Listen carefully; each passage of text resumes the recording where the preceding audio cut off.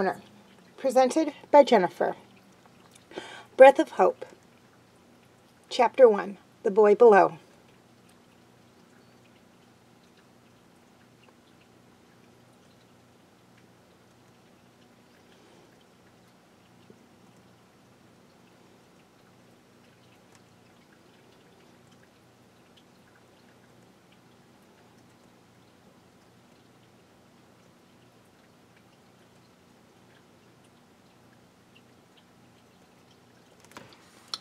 Long ago, Xadia was one land, rich in magic and wonder. In the old times, there were only 6 primal sources of magic: the sun, the moon, the stars, the earth, the sky, and the ocean. But 1,000 years ago, a human mage discovered a new type of magic: the 7th source, dark magic. It used the essence within magical creatures themselves to unleash dark power. Horrified by what they saw, the elves and dragons put a stop to the madness. They drove every last human to the west, and so the continent was divided in 2. In the east, the magical lands of Xadia, and in the west, the human kingdoms. For centuries, the king of the dragons himself defended the border. The humans called him Thunder, for when he spoke, no matter his form, his voice shook both the earth and sky. Despite his appearance, Thunder could change shape, as all dragons could. His power allowed him to take on the form of a human, an elf, a powerful sky beast, or something in between. But 10 years ago, the humans used unspeakable magic to slay Thunder. Then, without mercy, they killed his only child, his heir, the Dragon Prince. Now the world stands on the edge of all-out war.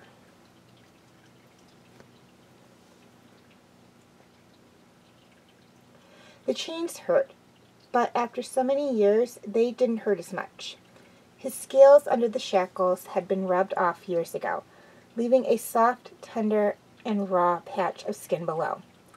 He clung to the wall, his arms held above him with enough freedom to touch his face, but not reach anything else.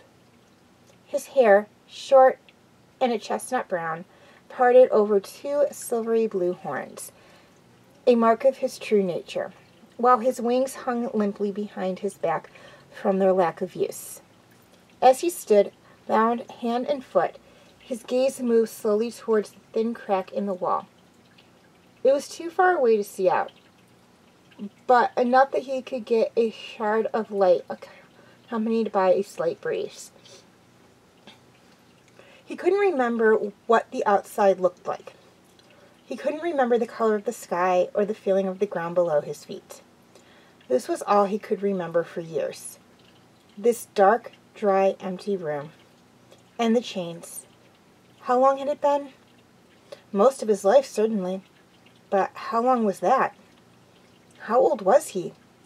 He didn't know. He didn't have the hope, willpower, or drive to care. The sound came back. It made him look up, but he felt weak from the lack of food and nourishment. It was him. As if it would be anybody else in this place. However long he had been here, that person had been here too. The man who entered the room walked with his back straight and a staff in hand. His clothes were dark gray, but immaculately kept, and his eyes held an arrogance that only someone of power had. Lord Viren looked at his captive, tapping the staff on the side before placing it on the table. He stepped over and grabbed the boy's face, lifting a small cup to his lips and letting the water flow into his mouth. Knowing this would be his only water for the next several days, the boy tried not to waste a single drop. Unfortunately, he still felt some dribble down his chin and drip onto the floor. He almost sobbed at the loss, but once the cup was empty, his captor moved to the side and picked up a needle. He pushed it between 2 scales on his arms and into his body, taking yet another vial of blood. The prisoner hissed, his tail slapping against the floor at the pain, but he said nothing. Talking now would mean punishment, and he couldn't take another week without food. Viren took 3 vials of blood in total. Then the mage chipped his already short talons to the point where they bled, ensuring he kept the cuttings in a small pouch.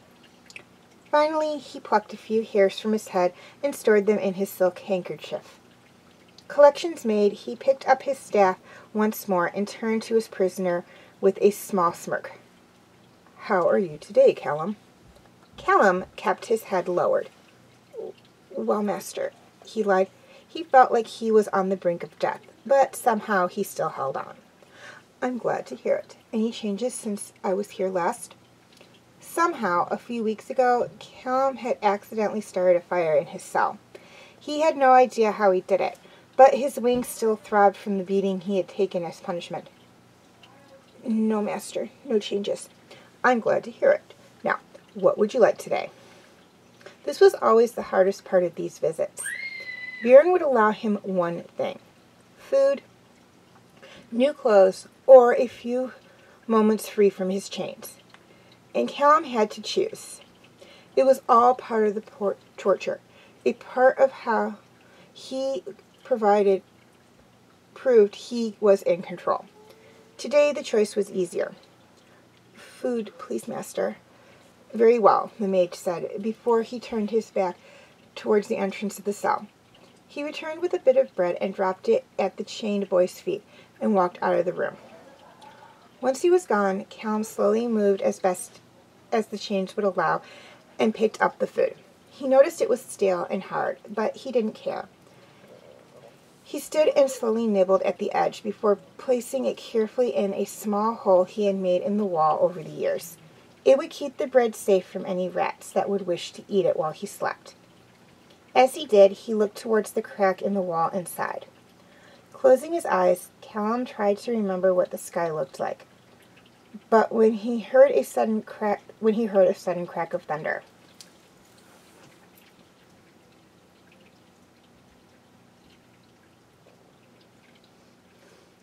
Outside the palace walls, a single guard patrolled the forest path.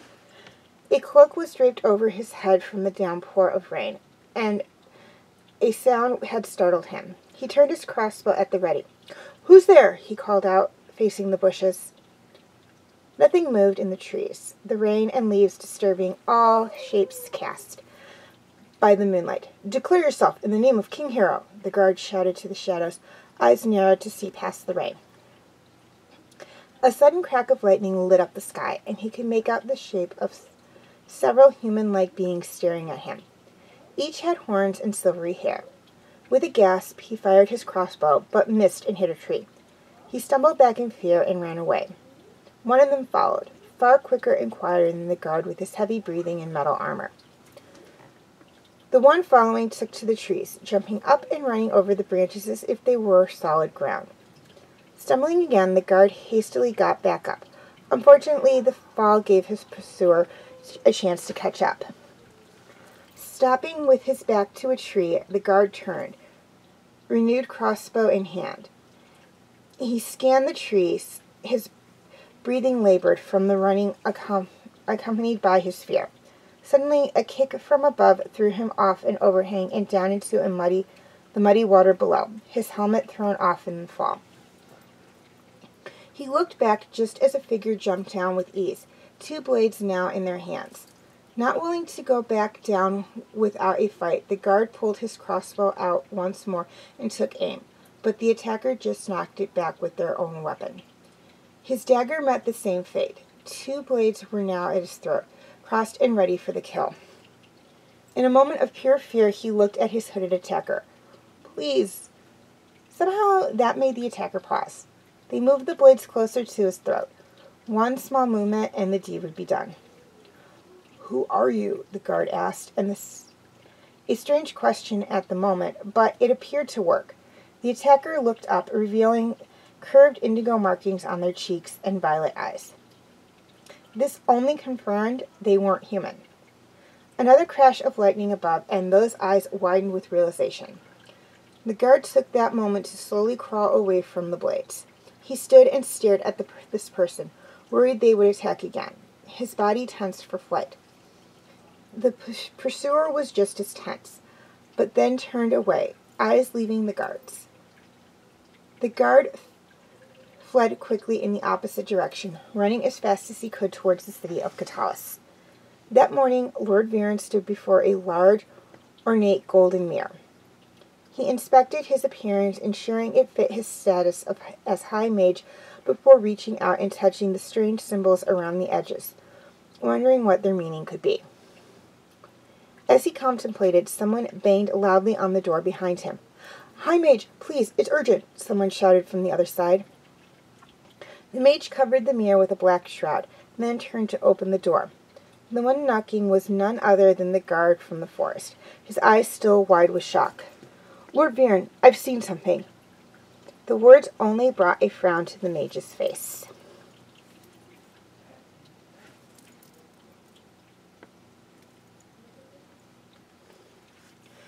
Across the castle, the lord marched towards the room where two guards stood. One of them held out a hand to halt his movement. "Lord Viren, King Harrow hasn't risen yet." This did not stop the mage. He walked up to the doors and pushed them open himself, making his way into the dark room. Viren drew back the curtains and let the already risen sunlight greet the sleeping royal. Behind him, a black and green bird stretched its wings and began to sing to the morning. The man in the bed groaned and slowly sat up, hand raised against the light. He looked at the man by his window, half-dazed. "Viren, didn't I tell you if you ever woke me up this early again, I'd have you executed?" Viren cleared his throat, having forgotten the probably idle threat. A small smile played on his lips. "I'll give you a moment," he replied before making his way out. A few moments later, once dressed and ready for the world, the king stepped out onto his balcony with the bird on his arm. He lovingly scratched his head as they walked. "So, what's so important that you came into my bedroom risking your life like this?" The other man took a deep breath. "Assassins." The king looked thoughtfully as he put his bird on a perch, still scratching its front feathers. "I see. A scout on patrol discovered them just before dawn." "Well, don't look so grim. We've fought off plenty of assassins," the king said confidently. "Haven't we, Pip?" He smiled at the bird. "It's different this time," Viren continued, looking over the balcony. "We believe they're Moonshadow elves." "Moonshadow elves," Harrow repeated, looking downcast, then suddenly confused. "Then how did the scout escape?" "I don't know." The words stung the mage's lips. "It was muddy, wet, dark. Somehow he got very lucky." Thinking, the king produced a cracker for his pet. "The crown guard won't be enough to hold them off," he said quietly to himself. "Send for General Maya and the standing battalion. The breach is too far away. They'll never make it back in time." "What's tonight's moon?" "Full." The king chuckled a bit. "Of course it is." "With the Moonshadow elves at the height of their power, no defense will stand against them." "Then we won't defend," the king decided. "We'll attack. We must find them today in the light of the sun and stop them before it's too late." The two men looked at each other, determined to combat this looming threat.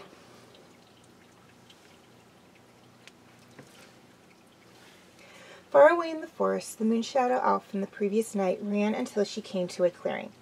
She landed and pulled her hood down before looking at her two polished blades.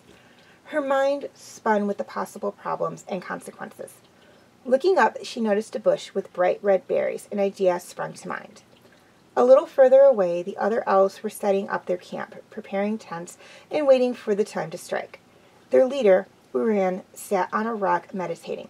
When he heard someone approach, he looked up to see the youngest returning with two blades covered in red. As she passed him, he nodded. "Well done, Rayla." The girl stopped and tensed. Turning back to him, she forced herself to calm her nerves. "Yeah," she replied, holding her blades to the side. "I used both of them." Uran looked over at the two weapons. "I can see that." He tossed her a small cloth from his pocket. Catching it, Rayla cleaned the berry juice off her blades and stiffly walked past the others.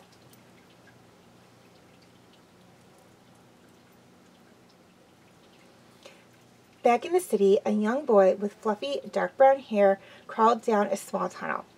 A yellow and green creature was at his side, and they eventually arrived at the grate that led to the bakery.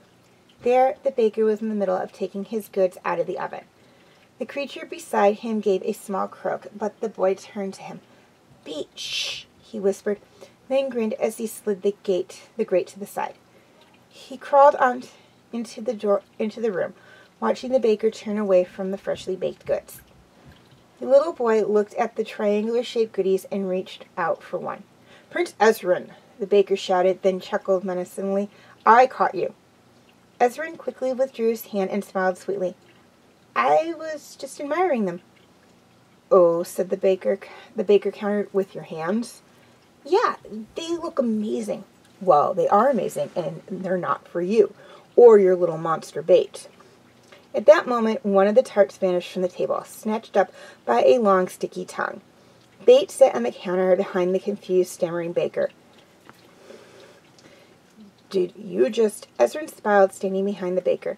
"You can tell by his eyes he's innocent." Turning back to the prince, the baker caught the boy with the tart in his hand, about to put it in his mouth. "Are you kidding me? I'm standing right here." 3 more tarts were snatched up by the tongue. "Hey!" Bait croaked at him, a mouthful of pastries. When the baker tried to grab him, he jumped away and ran off with remarkable speed for something of his stature. Meanwhile, in the now unmanned shop, Ezran helped himself to a whole tray of tarts before retreating back into the tunnel and closing it behind him. A short while later, when Bait had escaped the baker and reunited with him, he returned to the entrance of his secret retreat tunnel, and the prince was met by one of the guards. "Prince Ezran, the king needs to speak with you urgently." Worried, the boy quickly stuffed his stolen tarts in his pockets, then followed the guard to the main throne room where his father stood. The prince walked in with Bait in his arms and looked at the man who resembled his likeness.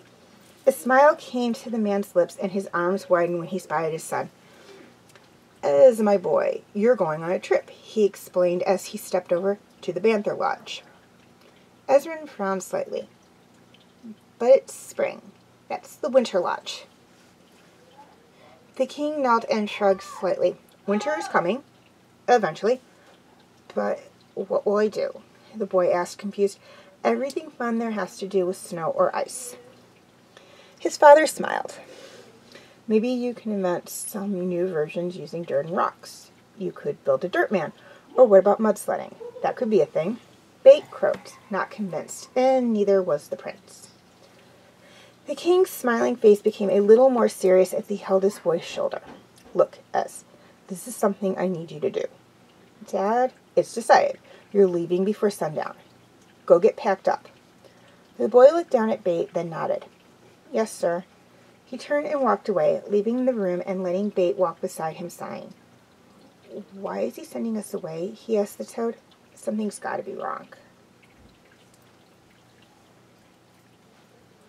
Away from the throne room, Viren closed his doors behind 2 young teens who had entered before him. One was dressed as a crown guard, the other was a young woman with black hair and a dark dress. "What's going on, father?" the guard asked, confused by the way he had been summoned. "We have visitors from Xadia," Viren answered firmly. "Unwanted visitors." "What are they, minstrels or something?" his son Soren asked without a hint of amusement. Claudia, his sister, whispered behind her hand, "Assassins." "I know, what do you think, I'm an idiot?" The woman said nothing, grumbling skeptically. Their father ignored the bickering and addressed them. They've set up a secret camp somewhere near the base of the cliffs. Soren, you will lead an attack. "Right, their secret camp. How am I supposed to find it if it's a secret?" Viren moved to retrieve a box. "These assassins are Moonshadow elves. They draw power from the moon. Inside this box is an Archangel Luminous, a giant moon moth. It'll be drawn to their energy. Follow it, and you will find them." "And what happens if I can't find them?" Viren stood up a bit straighter. "Then we may be on the brink of challenging times." "You're saying they'll kill the king?" he gasped. "Yes, son. Sadly, it may lead to that. So, it is vital you stop them before they have the time to strike. With the weight of the task before him and on his shoulders, Soren nodded. You can count on me, Father.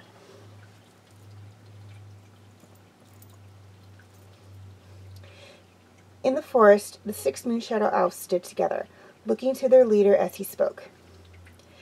10 years passed. On the eve of the winter's turn, the humans crossed into Xadia and murdered the king of the dragons. Then they killed his only child and heir, the Dragon Prince. Tonight, we bind our lives to justice, he declared, wrapping a silver ribbon around his forearm and showing his dedication to the cause. One by one, the assassins pledged to the attack. My breath for freedom, my eyes for truth, my strength for honor, my blood for justice. Finally, it was Rayla's turn, and although she hesitated for a moment, she nodded and held out her arms. My heart for Xadia. One by one, Ryan wrapped the ribbon around their wrists. Life is precious. Life is valuable. We take it, but we do not take it lightly. Rayla watched his movements carefully before holding herself with determination. Moon reflects sun, as death reflects life. Nodding with pride, Rand stepped back and drew his blade. He quickly cut the bonds around each ribbon so that it hung at their wrists and arms. The group looked at their bindings, each one glowing pale blue for a brief moment, then tightening snugly around their skin. When it is done, I will send a shadow hawk with a blood ribbon messenger to the Queen of Dragons. He put a red and black arrow back in his quiver. We strike when the moon is highest. The group nodded and left to go prepare for the attack. Rayla, however, held back. Ran? What is it, Rayla? I was wondering, why did they know we're coming? We have the advantage of surprise, he said confidently. If we act fast, we will accomplish our goal without sacrifice, he told her, heading into the woods once more.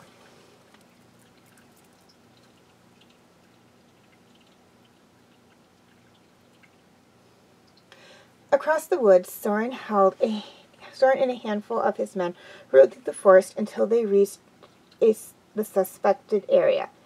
He pulled to a stop, and the leader held up the box his father had given him. Let's see if this magic moon moth can find more than a closet full of moon sweaters. He chuckled at his own joke, and looked at the man to his right. You know, 'cause moths eat clothes. The guard didn't laugh, but nodded politely. Yes, sir. Opening the box, a pale green moth with white markings and 4 wings sat on his hand. He let it take to the air and fly off. Let's go, Soren shouted, turning his horse to follow.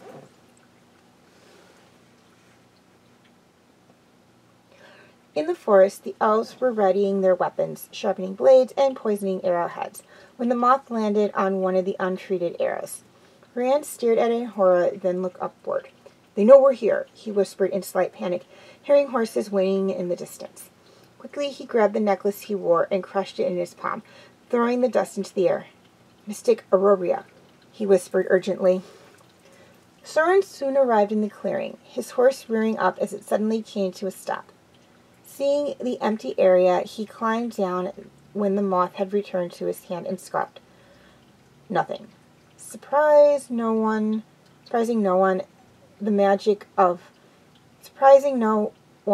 a magic moth is just as worthless as a regular moth. Letting the moth go, he eyed the clearing once more. We'll have to wait for the elves to come to us, he sighed, mounting his horse and beginning the ride back. Meanwhile, behind him, the trees and bushes were clearing suddenly changed back into tents in the moon shadow elves. Rand looked furiously at the youngest. You lied to me. You let him go. Rand, I'm sorry, Rayla tried to explain. The human looked up at me, and I saw fear in his eyes. Of course he was afraid, the leader shuddered angrily at the betrayal. But you had a job to do. He didn't do anything to me. How could I take his life? You let him live, he snapped. But you killed us all.